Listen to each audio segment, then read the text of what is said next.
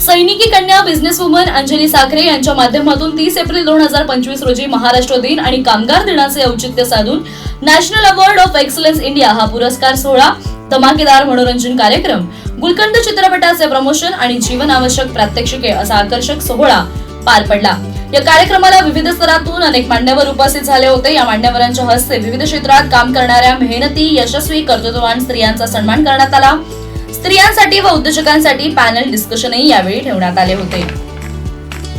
बालगंधर्व पुरस्कार विजेते आशिमिक कामटे यांच्या कलाविष्कार कार्यक्रमाने सगळ्यांचे मन वेधून घेतले। ब्रह्मकुमारी आणि सिव्हिल डिफेन्सच्या माध्यमातून समाज प्रबोधनात्मक गोष्टी नाट्यरूपात दाखवण्यात आल्या। अनेक दिग्गजांचे मार्गदर्शन यावेळी उपस्थितांना लाभले। या कार्यक्रमाला गुलकंद चित्रपटाच्या टीम मधून उपस्थित राहिलेल्या सई तामणकर, समीर चौगुले, सचिन मोटे, सचिन गोस्वामी यांनी प्रेक्षकांची मने जिंकली। हा कार्यक्रम यशस्वी होण्यासाठी व्हॅलियंट फेम आयकॉनच्या सर्वेसर्वा अंजली साखरे, ट्रस्टी संतोष साखरे आणि उन्नती जेतवा यांनी भरपूर मेहनत घेतली। त्यांना अनेक प्रायोजक, सहप्रायोजक यांचे सहकार्यही लाभले। अनेक कम्युनिटी प्लॅटफॉर्म यावेळी एकत्र आले आणि सगळ्यांच्या उपस्थितीत हा सोहळा खूप रंगला।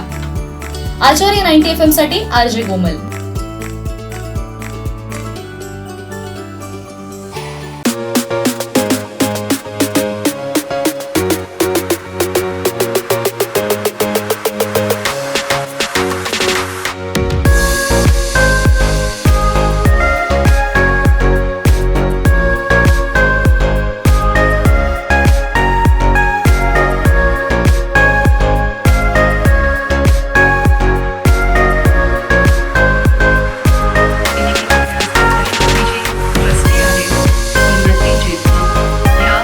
रिसर्च स्कॉलर आहेत, म्हणजे पर्यावरणावर कार्बन डिडक्शन आणि या सगळ्या गोष्टीवर, म्हणून आपण वुमन एम्पॉवरमेंट आणि कार्बन किंवा पर्यावरणावर काम करतो।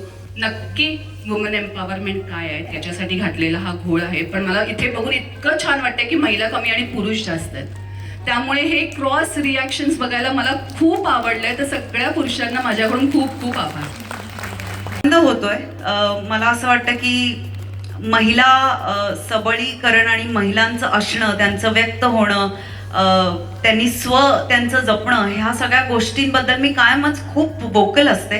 आणि खरं सांगू तर मला असं वाटतं की गुलकंद सिनेमा कोण चालवणार, तर महिला चालवणार असं मला मनापासून वाटतं।